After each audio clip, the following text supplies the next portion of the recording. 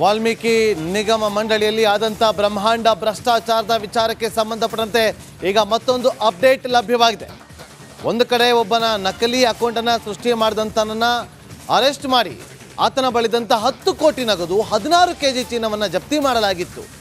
ಈಗ ಮತ್ತೊಂದು update republic ಕನ್ನಡಕ್ಕೆ ಲಭ್ಯವಾಗಿದೆ. ಸಂಪೂರ್ಣವಾದಂಥ ವಿವರ ರಿಪಬ್ಲಿಕ್ ಕನ್ನಡದ ಬಳಿ ಇದೆ. ನಿಗಮದ ಖಾತೆಯಿಂದ ಹಣ ವರ್ಗಾವಣೆ ಆಗಿದ್ದು ಯಾಕೆ?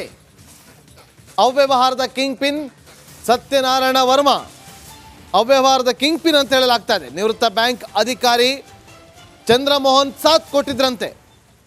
RBL ಬ್ಯಾಂಕ್ ಅಧಿಕಾರಿ ಸಿಬ್ಬಂದಿ ಕೂಡ ಇದರಲ್ಲಿ ಭಾಗಿಯಾಗಿದ್ದಾರೆ ಎನ್ನುವ ಅಪ್ಡೇಟ್ ಲಭ್ಯವಾಗ್ತಾ ಇದೆ.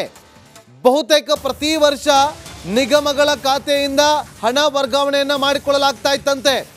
ಖಾಸಗಿ ವ್ಯಕ್ತಿಗಳಿಗೆ 1 ತಿಂಗಳ ಅವಧಿಗೆ ಹಣ ವರ್ಗಾವಣೆ ಮಾಡಲಾಗ್ತಾ ಇತ್ತಂತೆ. 1 ತಿಂಗಳ ಬಳಿಕ ಖಾಸಗಿ ವ್ಯಕ್ತಿಗಳು ಹಣವನ್ನು ವಾಪಸ್ ಕೊಡ್ತಾರೆ. ಹಣ ವಾಪಸ್ ನೀಡೋದ್ರ ಜೊತೆಗೆ ಕಮಿಷನ್ ಅನ್ನು ಕೂಡ ಕೊಡ್ತಾ ಇದ್ರಂತೆ. ಖಾಸಗಿ ವ್ಯಕ್ತಿಗಳಿಂದ ಹಣ ಬೇರೆ ಕಡೆಗೆ ಹೂಡಿಕೆ ಮಾಡಿ ಆ ಹಣವನ್ನು 1 ತಿಂಗಳ ಬಳಿಕ ಅದನ್ನು ವಾಪಸ್ ಪಡೆದು ಅದಕ್ಕೆ ಕಮಿಷನ್ ತಗೊಂಡು ನೋಡಿ ಇವರ ಪ್ಲಾನಿಂಗ್.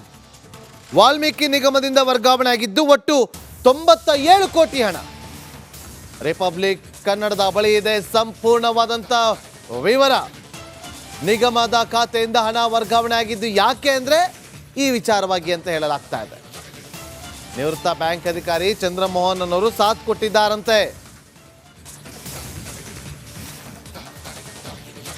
ಎಲ್ಲೋಯ್ತು ಹಣ ಅಂತೇಳಿ ಒಂದಷ್ಟು ತನಿಖೆಯನ್ನ ಮಾಡಿದಾಗ ಈ ಅಚ್ಚರಿಯ ವಿಚಾರ ಈಗ ಬೆಳಕಿಗೆ ಬಂದಿದೆ.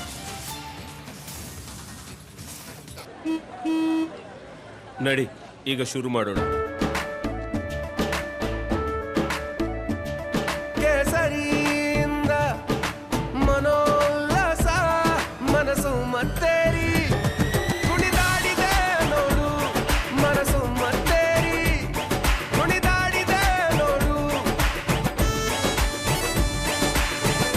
ಕ್ಷಣ ಕ್ಷಣವೂ ಆಚರಿಸಿ ಕೇಸರಿ ಹಬ್ಬ. ವಿಮಲ್ ಬಾಯಲ್ಲಿ ಹೇಳಿ ಕೇಸರಿ. MD ಪದ್ಮನಾಭ್ ಅಕ್ರಮದ ಬಗ್ಗೆ ಮಾಹಿತಿ ನೀಡುವಂತೆ ಸೂಚನೆಯನ್ನು ಕೂಡ ಕೊಡಲಾಗಿತ್ತಂತೆ. ಮಹಿಳಾ ಅಧಿಕಾರಿ ಸೂಚನೆಯಂತೆ ಚಂದ್ರಶೇಖರ್ ಅವರಿಂದ ಮಾಹಿತಿ ರವಾನೆ ಆಗಿತ್ತು. ವ್ಯವಸ್ಥಾಪಕ ನಿರ್ದೇಶಕ ಪದ್ಮನಾಭ್ ಬಗ್ಗೆ ಮಾಹಿತಿ ನೀಡಿದರು. ಕೋಟ್ಯಾಂತರ ರೂಪಾಯಿ ಅಕ್ರಮ ವರ್ಗಾವಣೆ ಬಗ್ಗೆ ಮಾಹಿತಿಯನ್ನು ಕೂಡ ಕೊಡಲಾಗಿತ್ತು. ಮತ್ತಷ್ಟು ಮಾಹಿತಿಯನ್ನು ಕೊಡೋದಕ್ಕೆ ನಮ್ಮ senior crime reporter Sunil Dharmasthala ಈಗ ಲೈವ್ನಲ್ಲಿ ಜಾಯ್ನ್ ಆಗಿದ್ದಾರೆ. ಸುನಿಲ್, ಈಗೊಂದು ಅಪ್ಡೇಟ್ ಲಭ್ಯ ಆಗಿದೆ. ಯಾವ ರೀತಿಯಾಗಿ ಹಣವನ್ನು ವರ್ಗಾವಣೆ ಮಾಡಿಕೊಳ್ಳಲಾಗಿತ್ತು, ಯಾವ ಕಾರಣಕ್ಕೋಸ್ಕರ ಮಾಡಿದ್ರು ಅಂತೇಳಿ ಏನಿದು ಎಕ್ಸ್ಪ್ಲೈನ್ ಮಾಡ್ಬೋದಾ ಸುನಿಲ್?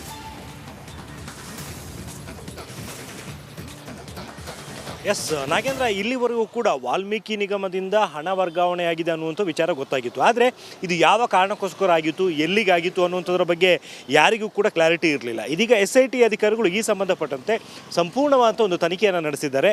ಯಾರ್ಯಾರ ಅಕೌಂಟಿಗೆ ಹಣ ವರ್ಗಾವಣೆಯಾಗಿದೆ, ಏನಕ್ಕೆ ವರ್ಗಾವಣೆಯಾಗಿದೆ, ಎಲ್ಲ ವಿಚಾರಗಳು ಕೂಡ ಬೆಳಕಿಗೆ ಬಂದಿದ್ದಾವೆ.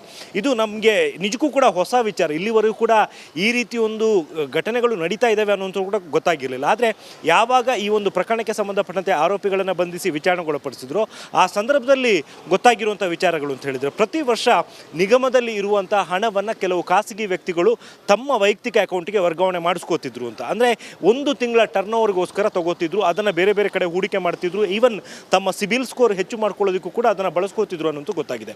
ಬಳಿಕ ಅದನ್ನೇ ಯೂಸ್ ಮಾಡಿಕೊಂಡು ಲೋನ್ಗಳನ್ನು ಕೂಡ ತಗೋತಿದ್ರು ಅಂತ ಗೊತ್ತಾಗಿದೆ. ಇದೀಗ ವಾಲ್ಮೀಕಿ ನಿಗಮಕ್ಕೆ ಸಂಬಂಧಪಟ್ಟಂತೆ ಈ ನಿಗಮದ MD ಆಗಿರುವಂಥ ಪದ್ಮನಾಭು, ಅದೇ ರೀತಿಯಲ್ಲಿ ಅಲ್ಲೇ ಕೆಲಸ ಮಾಡ್ತಿದ್ದಂಥ ಪರಶುರಾಮ್, ಇವರ ಜೊತೆ ಸೇರಿಕೊಂಡು ಜೊತೆಗೆ RBL ಬ್ಯಾಂಕ್ನ ಅಧಿಕಾರಿಗಳು ಕೂಡ ಇದರಲ್ಲಿ ಭಾಗಿಯಾಗಿದ್ದಾರೆ ಅನ್ನೋಂಥದ್ದು ಗೊತ್ತಾಗಿರುವಂಥದ್ದು. ಇವರೆಲ್ಲರೂ ಕೂಡ ಸೇರಿಕೊಂಡು ಸುಮಾರು 97 ಕೋಟಿ ಹಣವನ್ನು ಇದೇ ಸತ್ಯನಾರಾಯಣ ವರ್ಮಾ ಅಂತ ಹೇಳಿ ಇವತ್ತು ಬೆಳಗ್ಗೆ ಅರೆಸ್ಟ್ ಆಗಿರುವಂತಹ ಒಬ್ಬ ಪ್ರಮುಖ ಆರೋಪಿ ಮತ್ತು ಇಡೀ ಈ ಒಂದು ಅವ್ಯವಹಾರದ ಕಿಂಗ್ ಪಿನ್, ಈತ ಸೃಷ್ಟಿ ಮಾಡಿದಂತಹ 18 ನಕಲಿ ಬ್ಯಾಂಕ್ ಖಾತೆಗಳಿಗೆ ಈ ಎಲ್ಲ ಹಣ ಕೂಡ ವರ್ಗಾವಣೆ ಆಯಿತು. ಒಂದು ಅಕೌಂಟಿಗೆ 5 ಕೋಟಿ, ಇನ್ನೊಂದು ಅಕೌಂಟಿಗೆ 6 ಕೋಟಿ, ಹೀಗೆ ಹಣ ವರ್ಗಾವಣೆ ಆಗಿತ್ತು. 1 ತಿಂಗಳ ಬಳಿಕ ಈ ಹಣವನ್ನು ವಾಪಸ್ ಕೊಡ್ತೀವಿ ಅನ್ನುವಂಥದ್ದನ್ನು ಮೊದಲೇ ಹೇಳಲಾಗಿತ್ತು. ಮತ್ತು ಇಷ್ಟು ಹಣವನ್ನು ಹಣವನ್ನು ವರ್ಗಾವಣೆ ಮಾಡಿಕೊಟ್ಟಿದ್ದಕ್ಕೆ ಪದ್ಮನಾಭ ಅವರಿಗೆ 5 ಕೋಟಿ ರೂಪಾಯಿ ಕಮಿಷನ್ ಕೊಡ್ತೀವಿ ಅನ್ನುವಂಥದ್ದು ಕೂಡ ಹೇಳಿದ್ದು. ಇದರಲ್ಲಿ ಸುಮಾರು 4 ಕೋಟಿ ರೂಪಾಯಿ ಹಣವನ್ನು ಈಗಾಗಲೇ ಆತ ತಗೊಂಡಿದ್ದ ಅನ್ನುವಂಥ ಒಂದು ವಿಚಾರ ಕೂಡ ಈಗ SIT ತನಿಖೆಯಲ್ಲಿ ಗೊತ್ತಾಗಿದೆ. ಸೊ ಈ ಮೂಲಕ ಈ 97 ಕೋಟಿ ಹಣ ಏನಕ್ಕೆ ವರ್ಗಾವಣೆ ಆಗಿದೆ ಅನ್ನುವಂಥದ್ದು ಈಗ ತುಂಬ ಕ್ಲಿಯರ್ ಆಗಿ ತನಿಖೆಯಲ್ಲಿ ಗೊತ್ತಾಗಿರುವಂಥದ್ದು ನಾಗೇಂದ್ರ.